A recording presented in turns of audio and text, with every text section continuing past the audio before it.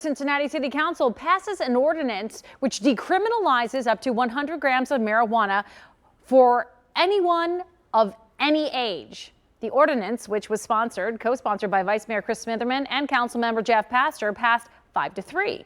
9 on your side's Paula Suros live with community reaction to this. All right, Paula, what's everyone thinking? Yeah, well, Tanya, I first want to put it into perspective. This is what 100 grams looks like. This is just in cereal form in this Ziploc bag. But today, as you mentioned, 5 council members voted to not make it a crime to carry this amount of marijuana in Cincinnati. While the other council members had more to say. Councilmember Landsman? Yes. Councilmember Mann? No.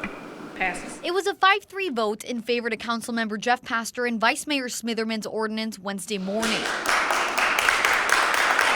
Received with claps, but not from everyone. I think we're making a big mistake. David Mann was one of the 3 council members saying no to the passed ordinance, which states that anyone of any age can now carry up to 100 grams of marijuana in Cincinnati and not get fined or jailed. The ordinance allows a 12-year-old to possess enough marijuana for 300 joints. That doesn't make any sense to me. Why we would want to say, hey, that's okay. Council members Amy Murray and Tamaya Denard also voted against it. Denard saying she does want to decriminalize marijuana, but won't vote yes until they have more talks about expunging those who have been punished for something that's now being allowed. Decriminalization and expungement have to go hand in hand. Expungement can't be an afterthought because of the disproportionate number of Black people that has impacted. Councilmember Pastor says that now that the ordinance passed, that's the next step to focus on. So 86% of those arrested for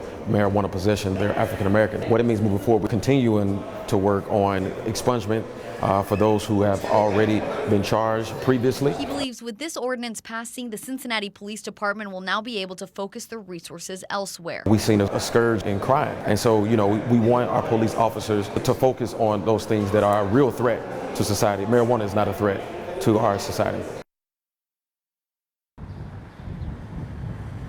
Well, I also spoke to a lot of people who live and work in Cincinnati. What did they have to say? But also, what is the timeline on this ordinance? I've got all of that coming up in the next hour. For now, we're live in front of City Hall. I'm Paula Suro, 9 on your side. All right, Paula, keep us updated.